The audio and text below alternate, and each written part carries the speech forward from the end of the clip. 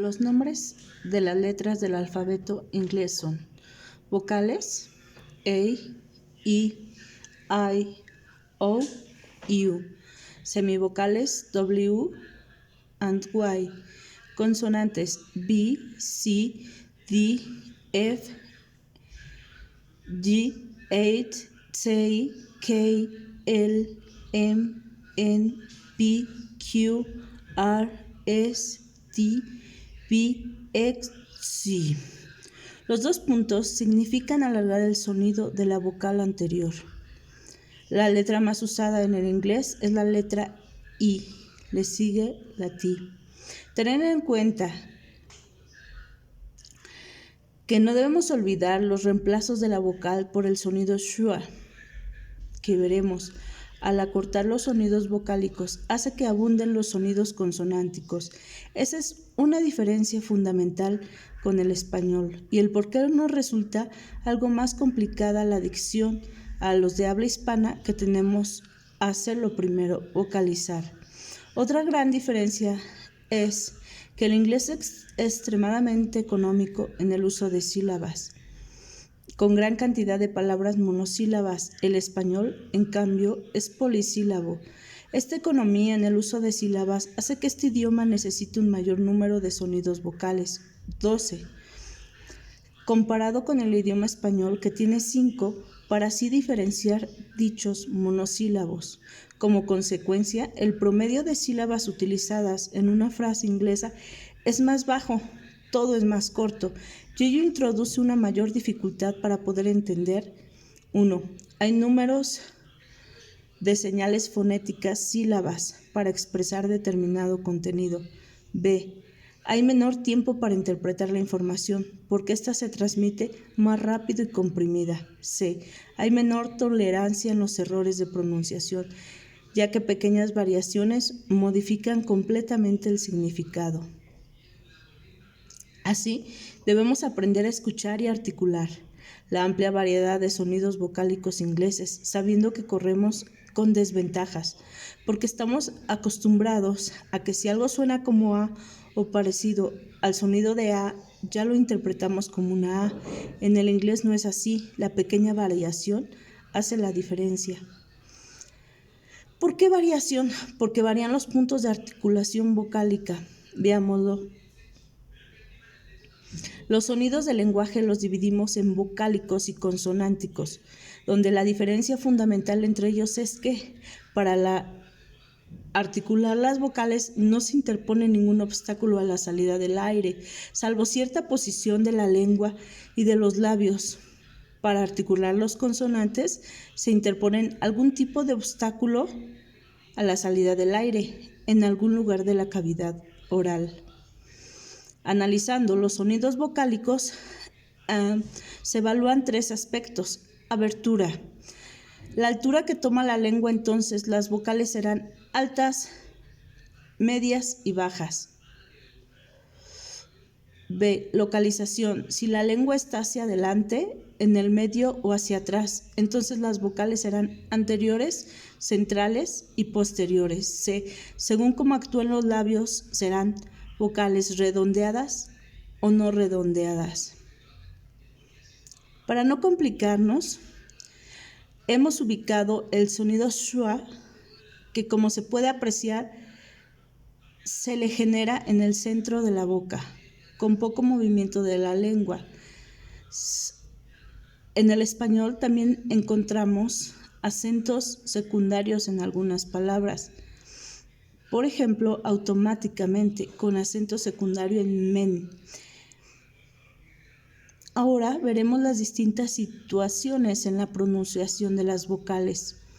Generalmente puede tomar 1. El sonido alfabético, en el que las vocales toman el sonido largo, que es el nombre y sonidos dados en el alfabeto inglés. Las vocales A suena y se llama A. La vocal E suena y se llama I. La vocal I suena y se llama I. La vocal O suena y se llama O. La vocal U suena y se llama U. 2. El sonido relativo, en el que las vocales toman el sonido parecido al español, llamado sonido corto.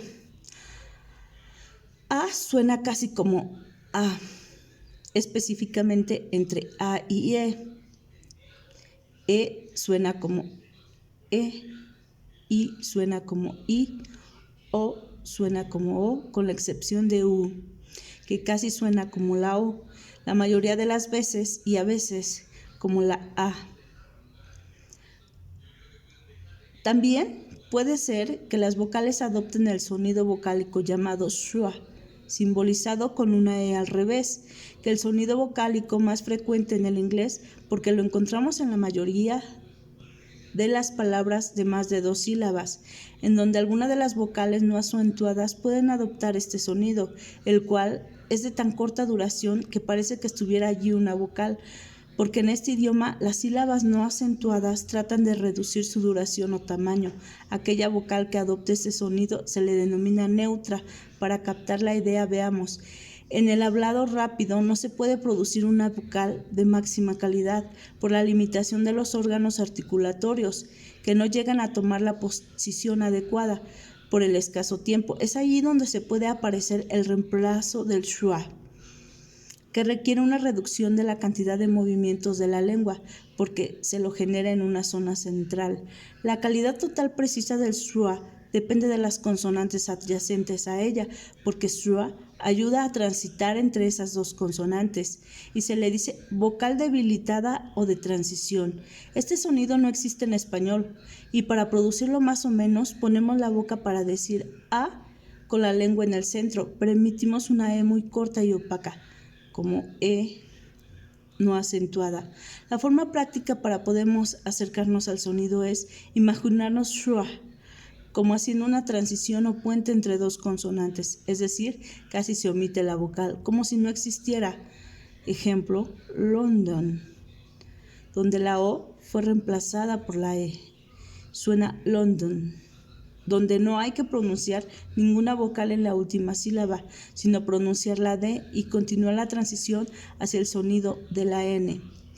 Por lo tanto, el sonido surgirá solo y naturalmente cuando transitemos desde cierta consonante hacia la otra que sigue, lo que nos indica que el schwa tendrá cierta particularidad según las consonantes por las que transita. Podemos entonces decir, el truco para pronunciar una schwa es pronunciar claramente solo las consonantes adyacentes, sin el apoyo en la vocal intermedia. Lo dicho no significa que eliminemos sílabas, sino que reemplacemos sonidos vocálicos por consonánticos, es decir, neutralización. La propiedad de schwa es entonces la tendencia a convertir determinada vocal en el sonido muy corto, schwa, o indicar la ausencia completa de vocal, neutralización. Que suenen según sonidos de las excepciones. El sonido que pueden tomar las vocales y semivocales al estar juntas o al formar diptongos y triptongos.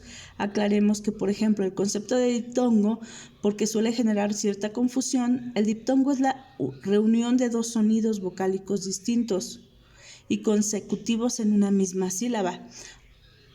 Dos vocales, lo que dice es dos sonidos vocálicos, lo cual implica la boca tendrá que cambiar de postura mientras pronuncias cada uno de estos sonidos. En español estamos acostumbrados a que dos sonidos vocálicos se correspondan con la existencia de dos vocales, pero en el inglés puede haber una sola vocal que se pronuncia con dos sonidos vocálicos distintos y consecuentes, like, pain. Y ahí encontramos diptongos, esto es lo que genera la confusión. Entonces remarquemos algo importante. Como son sonidos vocálicos, los diptongos son sonoros y las cuerdas vocales vibran al pronunciarlos y el aire pasa sin interrumpido por los dientes y la lengua o los labios. B. Al pronunciar un diptongo, el primer sonido vocálico se desliza sobre el segundo. En el inglés británico encontramos 8 diptongos, 3 con el sonido vocálico como segundo sonido, 2 con el sonido U y 3 con el sonido E, los siguientes. Para el inglés americano solo se utilizan los 5 primeros diptongos. El concepto de triptongo, del griego 3 tonos o sonidos es el sonido vocal compuesto, resultante de la unión de tres sonidos vocálicos distintos y consecutivos en una misma sílaba. El proceso de pronunciación es un deslizamiento desde un sonido vocal a otro y luego un tercero, todos ellos producidos rápidamente y sin interrupción. Los triptongos son 5 en inglés. Incluso se dice que son 5 diptongos a los que se han agregado como cierre el sonido schwa, también llamado E relajada, por la posición de relajación que adopta la boca. El triptongo puede ser algo difícil de pronunciar y más todavía en ser reconocido, porque en el hablado del inglés actual el movimiento de la boca es pequeño, apreciando un proceso de suavizado de algunos sonidos y una compresión de sílabas. En el inglés encontramos semivocales W y Y, es decir, consonantes que a veces suenan o se comportan como vocales. Semivocal W, junto a vocales, generalmente tienen un sonido de la U del español. Wills, seguida de la H, se combina con esta para tomar un sonido como la de U. Yul, seguida de la R es muda. Rec, Right. Semivocal Y, tiene 3 sonidos. De Y española cuando empieza la palabra o parece una vocal y es. Si tiene el sonido de I española cuando va al fin de la palabra very. Y tiene el sonido de I cuando es controlada por el E, type.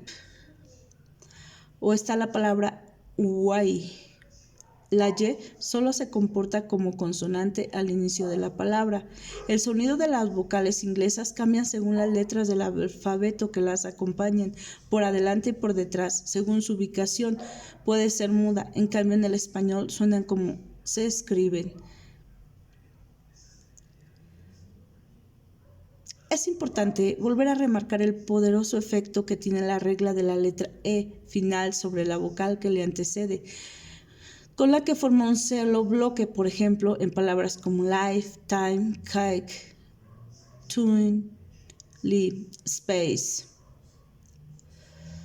cure, que son palabras de una sola sílaba, porque la E final de palabras es muda y en donde la vocal que le antecede es la E, se debe pronunciar como larga cuando hay una sola consonante o ninguna, o si hay un diptongo consonante entre ambas vocales, y se pronunciará como corta si hubiera 2 o más consonantes entre ambas, porque el aumento de la cantidad de consonantes actúa como una barrera que neutraliza el efecto de la E final y además asegura que no se pierda el sonido de vocal corta, port, lech. En general, podemos decir que la regla de E final ayuda a terminar el sonido de la vocal que le antecede de muchas, pero lamentablemente en particular hay muchas excepciones, como por ejemplo la palabra herb, bed, air, palabras como give, live, palabras como love, gone, none, one, prove. Cuando hay consonantes gemelas o duplicadas entre vocales, la vocal ubicada delante de estas consonantes se quedan con el reparto con una de estas consonantes. Asegúrese de la formación de una sílaba cerrada y se pronunciará con el sonido de la vocal corta. También ello ocurre un sonido corto. Para la vocal ubicada después de estas consonantes, si es última sílaba y no termina en E, final, muda. Comparemos cómo al variar el número de consonantes intermedias cambia el sonido, aunque sean palabras parecidas. Write, written, tape. Una forma de clasificar a las consonantes desde cierto punto de vista es considerar si son generadas por las cuerdas vocales. Son las consonantes líquidas, L, M, N, R, S. Las demás consonantes que no son generadas por las cuerdas vocales son mudas, pero no en pronunciación. No confundir a esta clasificación con las consonantes mudas en pronunciación cuando se combina en ciertas letras.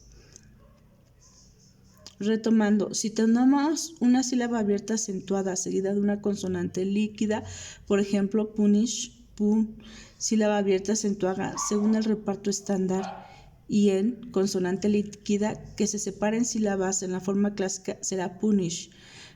Esto no daría que la sílaba pu se debiera pronunciar piu, pero si escuchamos a un inglés vemos que la pronuncia pon. ¿Qué ocurre? Es una excepción que contradice las reglas, sí, ya que al final de lograr la pronunciación correcta y acercarnos al sonido óptimo que le corresponde a la vocal acentuada que antecede a la consonante líquida, aplicamos una trampita. Lo dicho, para consonantes líquidas no se aplica en una sílaba consonantes líquidas más e al final.